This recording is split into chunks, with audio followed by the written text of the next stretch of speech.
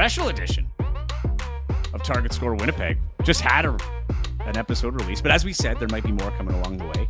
We have a special one here today. Mike Morreale joining us here, commissioner of the CEBL.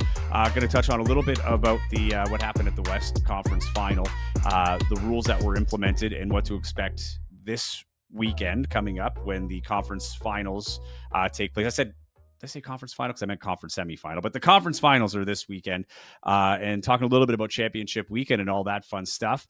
But first, Taylor, actually, before we get to the big news, follow us at Target Score WPG on Instagram, at Target Score Podcast on YouTube. But we talked about in the last episode, South Sudan was eliminated. We had a pretty good idea that there's some time that would allow for Emmanuel Akot to get back if things could be, terms could be come to and things could be smoothed over. And it appears that is the case because Taylor Allen, Emmanuel Akot is back and will be in Winnipeg on Thursday, ready to play on Friday against the Calgary Surge, which is pretty big news for the Winnipeg Sea Bears. Yeah, I mean, who saw this coming 2 weeks ago when it was announced that he was leaving the Sea Bears? Obviously, lots of people had their opinions on that, but I left the Sea Bears kind of at the last minute, and joined South Sudan and Angola for the Afro Basket, and they didn't go quite as far as they kind of thought that they would. Got bounced early Monday morning by Senegal, so I was like, okay. Here we go. You can actually have that conversation now. So Emmanuel actually reached out to the Sea Bears, I believe, on Sunday, saying, "Hey, if we lose, like, I'd be interested to and suit up for you guys next weekend at Championship Weekend." And to the Sea Bears' credit, I mean, they very well could have said, "Nah, man, like you left, you made that decision. Like what's done is done, and we're rolling on with Nate Balamu and the boys." But sounds like they're going to welcome him back with open arms. I'm interested to see what his role will be exactly. Again, last episode we talked quite a bit about how great Nate Balamu has been filling in that starting role. But there's not too many Canadian guys, bouncing around the league like Emmanuel Akot with his size, athleticism, what he could do defensively and offensively as well when the shots are falling. So. Yeah, it is a big ad for the Sea Bears, but it's just such a unique situation that honestly, Joey, I don't even know what to really make of it at this point. I'm a little upset we didn't get the Dean Porton Mighty Ducks D3 coming through, halftime with the contract read, as he has his jersey underneath his street clothes. But no, it's good to have Emmanuel Akot back. Let's be honest. Like, the depth has been something they've been trying to build on all year. It kind of seemed like they had something going there with Emmanuel Akot. Then he leaves, but Nathan Balamu steps up. And now you have Nathan Balamu, who has a lot more experience than he would have had Emmanuel Akot not gone. So you could take that angle and make that argument. Is it better now because, Nate Balamu has more experience and Emmanuel Akot, it's not like he wasn't playing, he was playing high level, for his country, and now he gets to come play for his hometown. I would imagine Nathan Balamu gets the start. Just because I imagine they're going to work him in a little bit easier on Thursday, get him ready for game, just to kind of refresh him with everything too, right? Get him game ready for Friday. It's a short window. I wouldn't mess with a good thing in that sense. Nathan Balamu's played really, really well. He's similar to Emmanuel Akot, but they have very different games, right? And I think the one thing too with Nate Balamu is you can pick your spots defensively with him specifically because he's been such a great defender and, a workhorse really. So, regardless of it's Akot or Balamu, I think as the game goes on, you'll see more of Akot, especially if he's feeling it early. And I think they could pick their spots with Balamu a little bit. But, whatever happens there, full credit to Nate Balamu, who made the most of this opportunity so far. And we'll see what that opportunity looks like going into playoffs. But for a guy that came in as a walk-on to fill those shoes with no notice is incredible. But I would say that having Emmanuel Akot back in your lineup is not a bad thing. You just hope that he can come in and have that drive, maybe that vigor to really make a statement in this game, right? And stick it to the Surge is what the Sea Bears will want to see from him. But the Surge are a really complete team. We talked about this last episode. So whatever resources and reinforcements you have are welcome. This is a guy that's not coming to the team new. He was here from the start of the year, had his break. He's come back. We saw how guys like Terry Roberts were able to come back and play well. Jalen Williams, when he's been in, has been good. But, based on the import circumstance, like we'll see if he's the guy getting the nod here on Friday. But yeah, it'll be interesting there too. Another tough decision. But, looking at the roster, you kind of think that you don't got to go with Trayvon Scott and Terry Roberts playing along with Will Richardson, but Terry Roberts, he went down in practice, with a lower body injury, so they're not sure what it'll be. They're hoping he's ready for Friday, but I guess we'll get an update closer too. So there might not be a decision to be made if he's hurt, but if he is, I mean, and healthy and ready to play, those two guards, if you go Will Richardson and Terry Roberts again against Evan Gilliard the third and or sorry, Evan Gilliard the second, sorry, and Jameer Nelson Jr. It'll be, I mean, that's a marquee matchup right there with four of the best backcourt players in this league. So Emmanuel Akot coming in, a guy who can defend, 1 through 5, and on those switches, a team that loves to switch. And we heard Mike Taylor talk about it, how their structure is so different that you might have like the bigs doing, pick and rolls up top kind of thing, or have two guards doing it, whatever the case may be. So having a guy like Emmanuel Akot who can read that, guard that, and be a strong defender, regardless of whether it's Jameer Nelson Jr. or Greg Brown, is a huge asset for the Sea Bears. No, for sure. And I mean, again, it was such a unique situation. I mean, here's a guy who was playing great basketball after the Sea Bears really coming into his own, but I don't think he had that big offer from Europe for this fall winter season that he was kind of anticipating or hoping for. And I mean, you have to look at it at the fact that I mean he's already 2 years out of school now, and he doesn't really have much tape playing overseas in Europe. His first year playing overseas was in the Netherlands, I believe, and they had him playing center, which is a bit out of position for him. And then last year in Poland, he got hurt right away. Had to come back home to Winnipeg, get surgery. So there's really no tape for these European teams. So you know what? I think maybe Emmanuel was in a bit of a panic, thinking that if I can go to this international tournament, represent South Sudan, my heritage, and have a good showing, that maybe these offers are going to start pouring in. And you could argue that that was the right call, the wrong call. Could argue that, well, if you just stayed with the Sea Bears, help them win a championship or have a strong showing this weekend. I mean, that's pretty easy to market yourself that way. But for again, whatever reason, he chose to join the national team and do what he did, and whatever. Again, the Sea Bears, like you said, depth has been a kind of a concern with these guys all year long. Calgary's rolling, back-to-back wins. They got so many guys that can score and beat you in so many different ways. So yeah, getting Emmanuel back right now is massive, but you just hope he's in the right, frame of mind, I guess, to kind of walk into this team after leaving them for a few weeks. And just gotta hope that the locker room as well kind of welcomes him back with open arms. So yeah, it's a finicky situation for sure. But yeah, I mean, whether he's starting or coming off the bench, I think Emmanuel, you could slot him in for at least 20 plus minutes on Oh Friday yeah. for sure. And from my understanding, the players, there's nothing held against him here, right? I remember Jalen Harris, the first game afterwards, he said they support him and, going to play for his country and, the honor that's there. So, I don't think there'll be much, locker room drama with that. I think it's a guy they would like to have back. He was there from the start. Alex Campbell, talked about how they would love to have him back and he'd be welcome. So I don't foresee any of those issues as it pertains to locker room issues and any kind of chemistry, things like that. For me, it's just, can you plug him in after a few weeks off?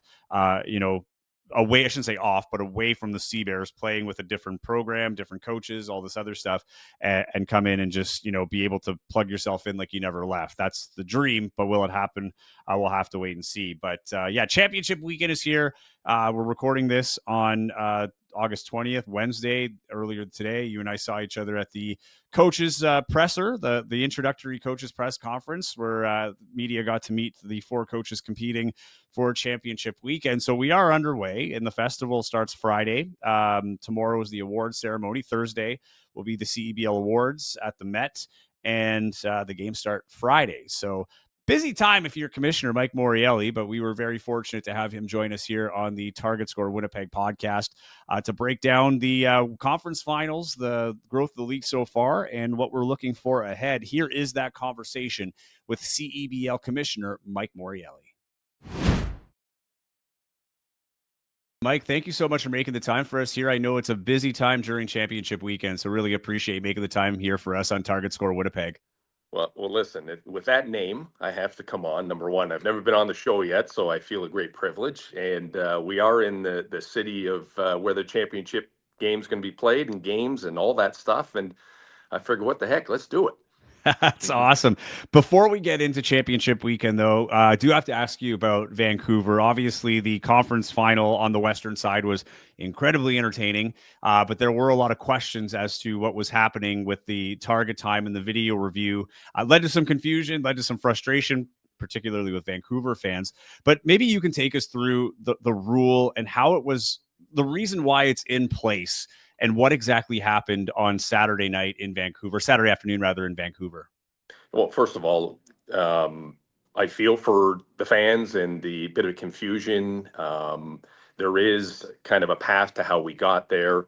Obviously, the intensity of that game was incredible. That was a heavyweight matchup and back and forth and bodies hitting the ground and going into courtside chairs and, just tremendous plays on either side. So, high level game that you never want to finish in a fashion that it finished in, but there is very logical and clear reasons as to how that played out, and all the rules were followed exactly to a T.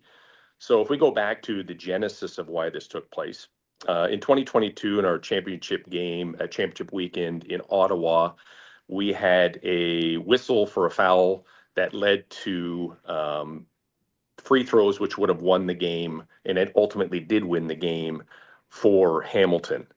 The foul in question was suspect, let's say. I would say if you asked the majority of the people, they would have said it was not a foul.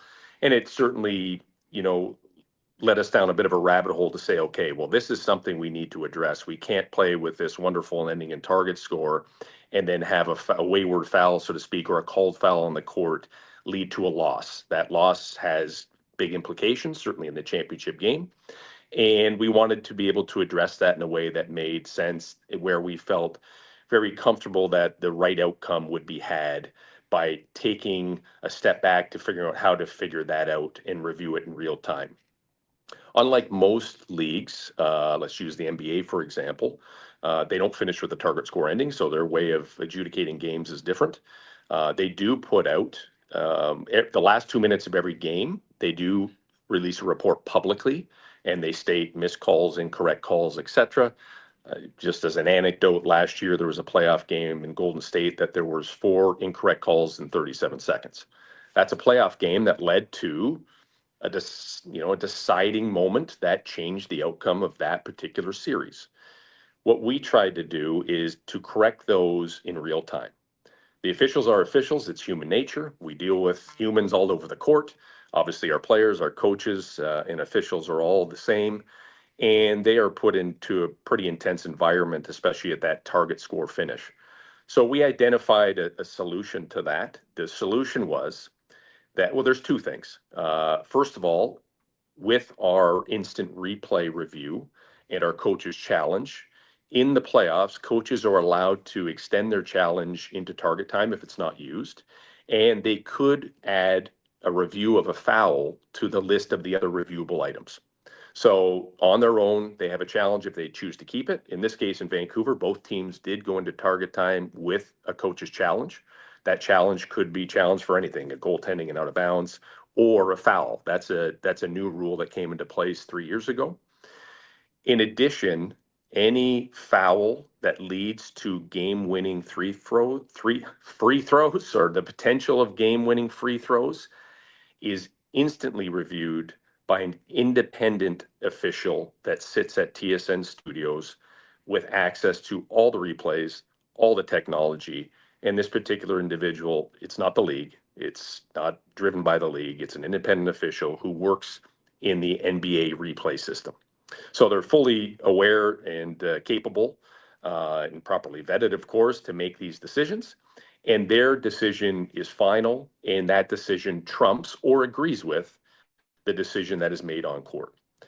We have used this for 3 years. It was used this year in the 3 games previously leading up to this. You probably wouldn't have known it because it didn't happen in this rapid succession of 3 calls in a row that were all subsequently overturned. It was a incredibly rare scenario. very confusing scenario, certainly for the people in the stands. I can absolutely appreciate that. But the teams and the coaches and everybody involved with basketball is very well aware of what the rules are. In this case, those 3 fouls were instantly reviewed. The officials, the game officials, go to the desk. They are given direction based on the access to all the information at one point, not just a replay here and a replay there, all 20 camera angles or whatever that amount there are at real time. And that decision is made based on whether or not that constitutes a foul. In this case, they were all overturned. And it led to what turned out to be a called foul at the end of the game, which led to the game-winning free throws and ended up where we are today. So that is the process.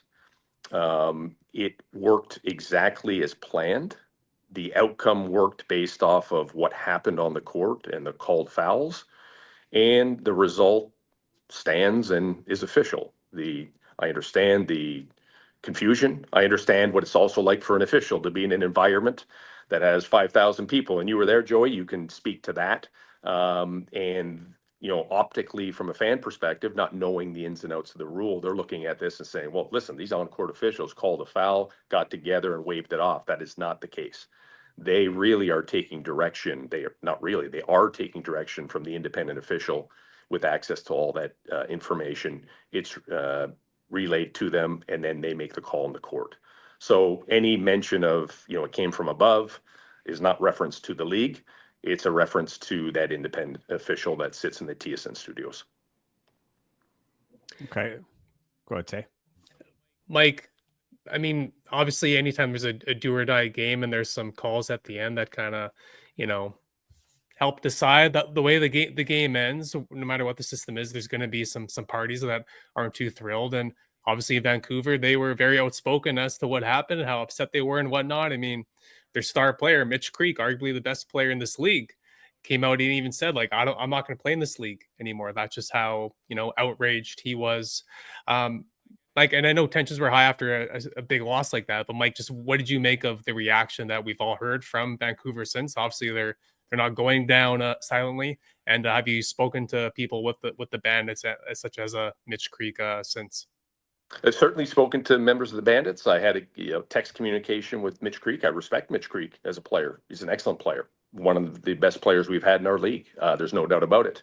I've spoken to management. They're entitled to send in their review as they could in any other game, and it'll be independently reviewed by a panel that does that and does that on a regular basis. And I also understand from my time as an athlete the emotions tied to those types of moments. So I try to take my emotion out of it because my emotion does not matter. What really matters is making sure that the rules that are in place are followed to a T. That's all that matters to me. As hard and as difficult as that may be for the losing team or the losing fan base or for myself and my staff, it just is what it is. That's the job that we have to do. Um, how do we change it? We don't. We have a great system. That system is in place until it's not in place. And that system will happen over the next 3 games. I can assure you that based on the playoff style basketball that we have seen in this league and continue to see, I'll give an exception maybe to the Ottawa game the other day, but I don't think you're going to see a blowout on Friday night or on Sunday. And it likely will come down to the potential of a foul that would put a player at the line, and that system will be in place. We saw it last year in the game, the championship game between Vancouver and Niagara, where there was a foul called on Khalil Ahmad for Niagara that sent him to the line. He happened to miss the second free throw, which kept the game in play, but that foul was reviewed and it stood. And that is just, we have to go by rules. There are rules in place. If they're followed to the T, we have done our job. And if they are not, then we have to take steps to correct them. But in this case, everything was followed correctly. Looking ahead, with this being something that will remain, in the playoffs at least moving forward, Is there anything the league can do to kind of ease that, in a sense that, because you heard terms like we were cheated in Vancouver, things like that. Again, obviously emotions were high, but there was clearly a misunderstanding in the building as to exactly what was happening at the time. So I guess my question is there anything the league can do to try and better communicate that, whether it be with fans and even players that, are on there thinking that the refs are just going to overturn calls because they feel like it? Communication is key. Obviously, our first step is to communicate everyone involved with basketball. Obviously, from a fan perspective, they're going to understand it better now. There's no one single public statement, I don't think, that could capture the amount of communication that you need to explain this type of way to end, because it's so different from everyone else that plays. No different than target score time when people see it for the first time. They are confused, and it takes some time to be able to live in the moment and experience it. And in this case, the experience was it had a winner and it had a loser, and it had a lot of emotion on one side and a lot of emotion, a different type of emotion on the other side. So, as a group of owners and a board, we meet, we discuss, we look at the rules of our game, we evaluate them, we bring them up, and I imagine some of these topics may be discussed right here in Winnipeg this weekend over the next couple of days. But in terms of how we are approaching the remainder of this season, we're approaching it the same way we've always approached it. And we look forward to just some tremendous games with a higher awareness level, maybe, on how those games may possibly end based on some of the rules in place. Well, Mike, I'm sure you'd love for us to ask you a bunch of more questions about what happened in Vancouver, but we'll move on. We'll move on to something else. Thank you. Championship weekend. Obviously, you just walking around downtown Winnipeg, you can just kind of feel, that we're on the cusp of a major event taking place here this week. People are excited, billboards everywhere. I know a bunch of people that are buying tickets at the last minute to go to the game and whatnot. But I'm just curious, moving forward, not taking away from this weekend, what is the league thinking about doing with championship weekend moving forward? Are you guys happy with the current format that it is, the 4 teams, the host team getting the bye and whatnot to the final 4, or are you guys in talks that as soon as maybe even next year that this weekend could look different? Yeah, I think we're always open to improving our league, and not that it needs improving under this format. I think that what we're going to see over the next handful of days is going to be spectacular and really speaks to why championship weekend was created in the first place. But in sport, what got you here may not get you there. So you always have to evaluate your business. And, if you go again to the genesis, there's always a route into why these things were created. So Championship Weekend was created as a young startup league that wanted to protect itself and wanted to know that if we're going to pick a neutral site, and if we had the benefit of the host team being in it, kind of like the Memorial Cup. So there's been some precedent for this, of course, that we felt better from a financial point of view, that we could, perform and, live up to the expectations that we have of this event. We also are very transparent with our teams that this is the way it finishes, and this is the way that this is the buy, and this is the challenge of if you're in the West this year, but last year if you were in the East. So it goes back and forth. It goes from East to West. So having said that, everything is on the table. More traditional formats, best of series, continuation of single elimination, crossovers. There are tons of things we can do. And the beauty of it is, after this is done, we can sit back and celebrate of what a success this will be, because it undoubtedly will be. And we can evaluate it with, real tangible data, fan surveys, feedback. And that's how you have to make decisions. We have made tremendous decisions over the course of this league since our inception. A lot of them have been intuitive, and they've been risky, and they've worked. And as you continue to grow, you want to balance the intuition with the proof and the data set to support it. So to answer your very long-winded answer, everything is on the table, and we're really excited to uncover what those may be, and of course, then deliver that to the fan base and communicate it properly. How pivotal is this championship weekend? I don't mean to overstate it, but I mean, this is clearly the biggest championship weekend that the league will have had to date. In a market that's been, very receptive of the CEBL and the Sea Bears and have, showed out year over year. But it does feel like there's an opportunity here to kind of bring it up a notch, right? In terms of this is a grand finale of season 7, moving into season 8. What do you see this championship weekend serving as in terms of, the pivotal moment of going from year 7 to year 8? Because now you're kind of eyeing that first decade, right? Like you're kind of getting in to the end of that first era, if you will, of the CEBL as you move into decade 2. So where do you see the opportunity in this weekend as you move forward? This is a huge opportunity, and I think anyone that's followed the league understands that what we put out and what the brand stands for, and the visuals and the imagery and the athleticism and the experiences of the fans and all that stuff will be on 100 here in Winnipeg. We this is our moment to capture everything we've worked for up until this point, all 7 years culminating in what will definitively be the biggest and best championship weekend in the biggest market with the most support. So, one can only imagine what would happen if the Sea Bears win on Friday night. I mean, we would be in for just an incredible, moment in the history of Winnipeg and certainly in the history of Canadian basketball. So it's bigger than the CBL. It always has been bigger than the CBL. It's bigger than just Winnipeg. We're talking about a national domestic league that appeared out of nowhere, young, scrappy, that worked our tail off to provide opportunities not only for Canadians, but for fans to watch on the court and live out potential dreams of the future. And for those that we adopt as our own from other countries to come here and play in our own backyard under, the CEBL. That means something to us. So this is big.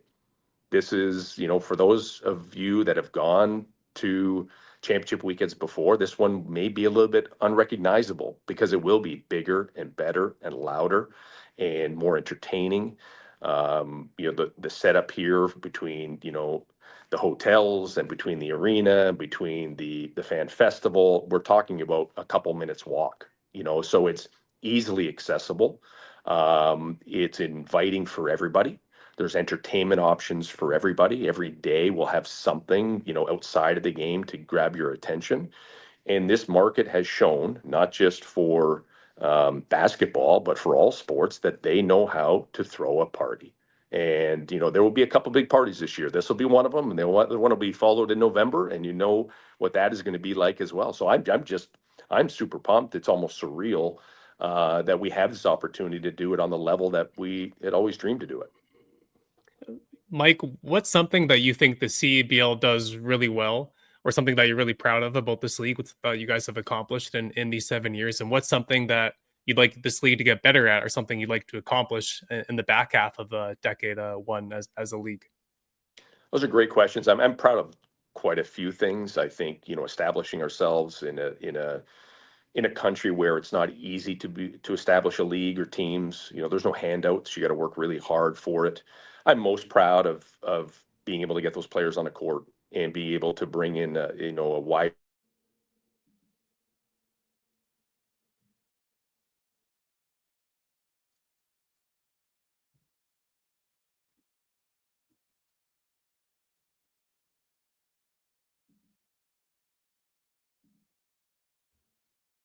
built by Canadians for Canadians. But in a true Canadian fashion, we welcome everybody. So, I think that's the beauty of it, that we don't close the door, we open the door. And when I look towards the future, it's always getting better. I mean, we're still a young startup. We went through 2 years of COVID. We are 7 seasons in, but, we had a lot of changes over the last 3 years, and soon to be announced, we'll be announcing a new private ownership group and one of our other teams in the market. So we will be adding 8 new owners over 3 years. That's a lot of change. That's positive change, but it's change. And anytime there's change, there's a little bit of ripples, and you got to get through it and transition. So all this just speaks to building the proper foundations to where we can go in the future. And for that, I'm really grateful and really excited because I tend to get an inside look on what's going on. I know what's coming around the corner, and it's all very positive. That's perfect segue, because that was my question about the two teams left here that that are still under league ownership. But now that you look at that, so it'll be 8 new owners in 3 years. There'll be one more team then, right? That would still be that wouldn't have That's private correct. ownership yet. That's So correct. looking at that, how does the league shift to that model? Because it's still relatively new, right? Going from most of the teams being operated and owned by the league, now they've been franchised out. What's the opportunity there as you welcome in another ownership group? And now there's a group of owners, because it seems now too with that, there's probably a little bit more freedom and, collaboration, if you will, now that people are investing their money and are looking for the highest return. So I guess what's your dream as you see the league move forward that much closer to a full ownership? I think, looking right here, Winnipeg, and not just because we're here, but what David's been able to do with his investment, his connections in the community, business community, just the community in general, and otherwise, you're seeing that replicated, and all those teams that have now switched hands to private owners. They've not only invested their money, their time, their effort to try and continue to grow. And really, the league's job is simple. The league's job is to aggregate all the good that happens across all these teams and package it up and deliver it. And, as these owners become more invested in their communities and they, year after year and day after day really commit to what they're doing, we couldn't do it without them. It's changed the dynamics sometimes of what to look for and or how the boardroom may happen, or the discussions in the boardroom, but that's just part of growing a league. When we grew this league or started this league, we knew that this moment was going to come. So we have actually surpassed where I thought we would be at this point in time. We are at the point where basically all but one team will be privately owned, and that team is still privately owned. It's just owned by the original owner that had started the league. So if you look back to the 2022 season, there was a separation of church and state. The league does not own any of those teams since then. They're all owned by the original owner. It gets lumped in to say the league owned because it's just easy to say, and nobody really knows the original owner because he likes to keep a low profile. But the truth is, we've operated independently, and this will continue, except on a grander scale, because the league will be responsible solely for what it's responsible for, and the teams will do the same. And then collectively, we'll put out the best product possible, both on and off the court. I think my biggest follow up question to that, Mike, is can you see a world where the salary cap goes up and the salaries might be even more competitive for players who might want to stay? Because one of the things that we've noticed too, especially with the longer season, guys have to move on to Europe or national teams, but particularly Europe because that's more of a choice. There's no FIBA regulations around that. But is there a world now where you see with the private ownership where it might be a little bit more competitive to keep players for a full season? And can you see that season coming this late in the year again as we look forward to next year? Yeah, these are the questions that we talk about, right? These are the, how do we approach this? How do we deal with players that come late or leave early? It's a challenge, but I would, look at the teams that are going to be here in this final. They've done actually a really good job at maintaining their lineups. Niagara has had little to no change. Eddie Ekiyor late. Edmonton had little to no change. Chris Smith late. Calgary's theoretically been the same team from day one. And other teams have followed that mantra, so it can be done. There's no doubt about it. It requires a little different approach, perhaps from a basketball perspective, on the players you want to commit to. But you can't solve everything. So you look at the pros and cons of whether the cap keeps people or whether the length of season helps or doesn't help. Whether it was a success, from a even financial point of view, going from 20 games to 24 games. Certainly from a player point of view, it was, because they got 4 extra game checks and that worked out. So you never jump to conclusions. Obviously, you have to really base this on the data and on the background and all the stuff that really goes into it. And you have to listen, right? This is not about me unilaterally making choices. That's not how it works. It may have worked in the beginning like that, but that's not how it works in true sports leagues. You come together, you either agree or you have the majority agree, and you move forward and you understand the risks and you deal with it as they come. Awesome. Tay, do you have one more question here? I was going to say, Mike, like, is it a bad thing, all this roster turnover? I mean, it is a summer league, right? I mean, this is just kind of the nature of the beast, right? But I mean, some fans, following the Sea Bears this year, for example, they were like, what the heck? Like, I can't even buy a guy's jersey because one minute they're here and the next they're God knows where, right? I mean, I don't know what there is. that you guys can really do to stop that. But I'm just curious whether or not the league sees that as an issue, or that's just like, hey, we're a summer league and this is going to happen, and just kind of gotta accept it and make the best of it. Well, I think that's the separation, right? Does basketball drive the bus, or does brand and business drive the bus? I know the answer to that question. And you have to balance that, because there is something to be said about losing players and giving them the pathway and the opportunity to get a better contract in Europe, or go to the G League, or return to the NBA. The only reason we have thousands and thousands and thousands of people knocking on the door to play in this league is because they believe in the pathway that's been created. They believe that they can come here. They can not only earn a paycheck. I think that's lower on the totem pole than some may think. They're here because they can be seen, because they can be scouted, because they're treated fairly, and they have an opportunity to continue their career, or in some cases, and it's rare that players come here to end their career, because this really is a launching point more than anything. This is a league of young 20-year-olds that have had a sniff at the NBA, or are looking for their first opportunity, and really want to make the most of it. And the CBL is the place to come if you want to be seen and you want to have a legitimate opportunity to get to the next level. We've proven that. And you only have to look at the amount of contracts that are signed, the amount of players that leave. They don't leave to go home. They don't go leave to hang out. They go leave to continue their careers. And I applaud them and I thank them for making the CBL a stop on their journey.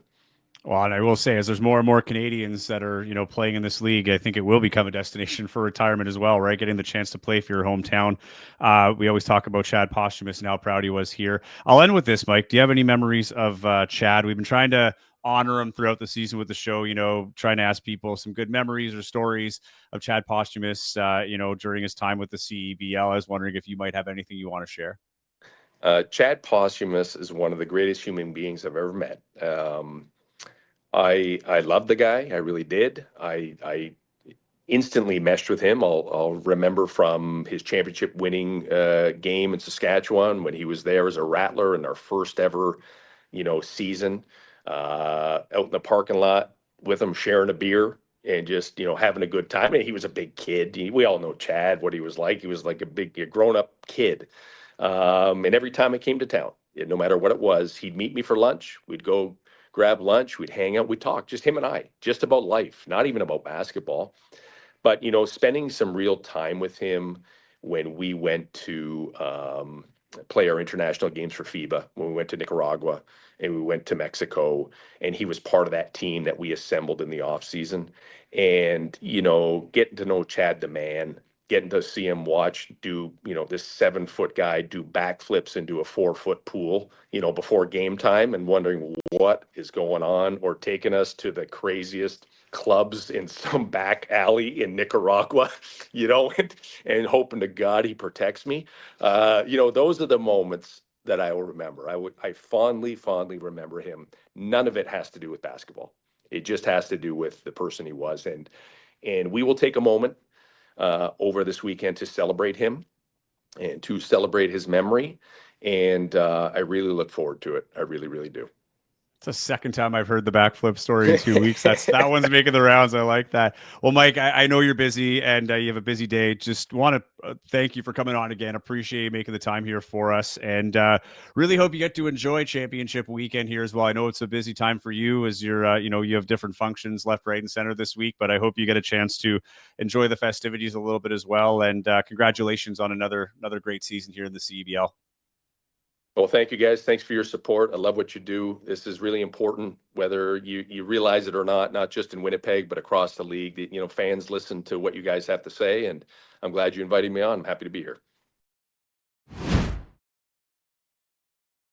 Yeah, the league's come a long way, Taylor. And some of the way he's put it in the last 3 years, 8 new owners as they're about to announce a new ownership. League has come a long way, and I'm really interested to see how the league grows from here now that you have more private ownership, and how that might affect things. Like the ability to draw players, where these venues are going to be, how these teams are going to grow, how the league's going to grow. But sounds like from year 8 to 10, there could be more significant growth in this league.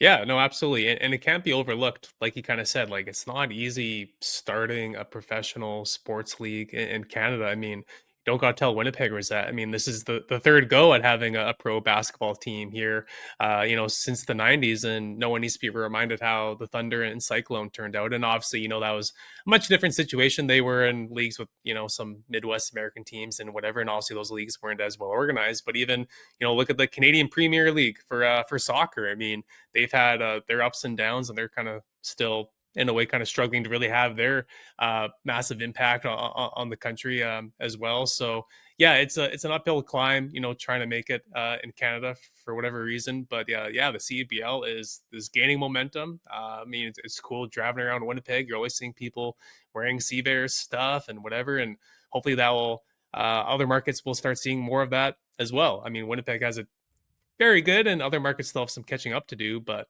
overall, you never hear people talking about like, oh my goodness, like what's the health of the CEBL? Are they going to be around for 5 years from now? The conversation is instead, how big is the CEBL going to Yeah. be 5 years from now? And even I think one of the biggest takeaways from the presser this morning with all the coaches, Joey, was Victor Rasso with the Niagara River Lions. He was saying, when he first accepted a role to be an assistant coach with Niagara, someone that he knew in the coaching world was kind of like, why are you doing that? Like, shouldn't you just focus on like U sports? Like, there's no way that's going to work. Like Canadian Basketball League, they've tried that before, and it's never turned into anything special. So like, you're not making a great decision, and now look at him now. He's been with the league since day one. Has coached over 100 games, rubbing shoulders with people from all different backgrounds and more experience and whatever. So yeah, this league is an incredible thing, not only just for the players but coaches as well. So yeah, definitely some things we'd all like to see get better and grow in the coming years. But overall, I think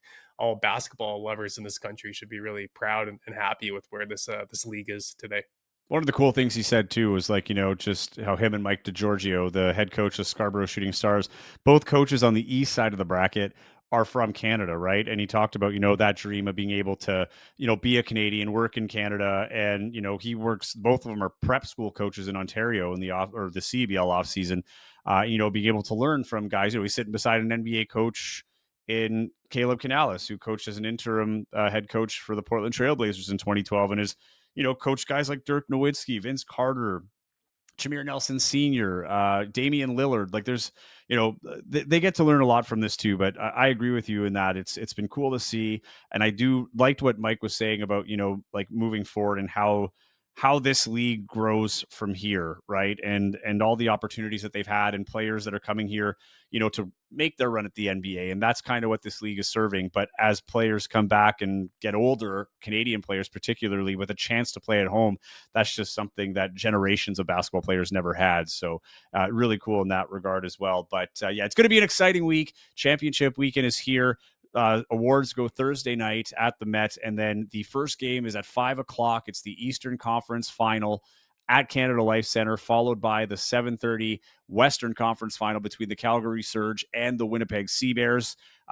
Upper Deck will be open, and tickets continue to sell as that draws near. So I'm really curious to see what the capacity is going to be in there, and if they can get past that tough Calgary Surge team, I would not be shocked. I wouldn't be shocked if they did in the semifinal, but you might see a Canada Life sellout there, not just a Sea Bears sellout, and that would be something cool to see.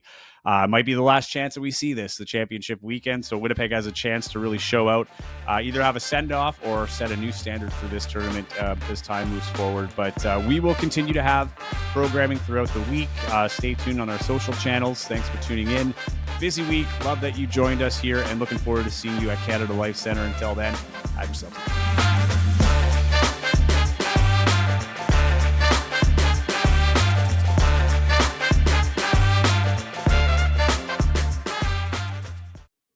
And come to the East Final on Friday. Come on, Winnipeg. It's going to be a hell of a basketball game. Not every day you get a big pro basketball game in town with that much meaning, right? So come out and support, have a jet dog for dinner, then take in the Sea Bears game. Double header, baby.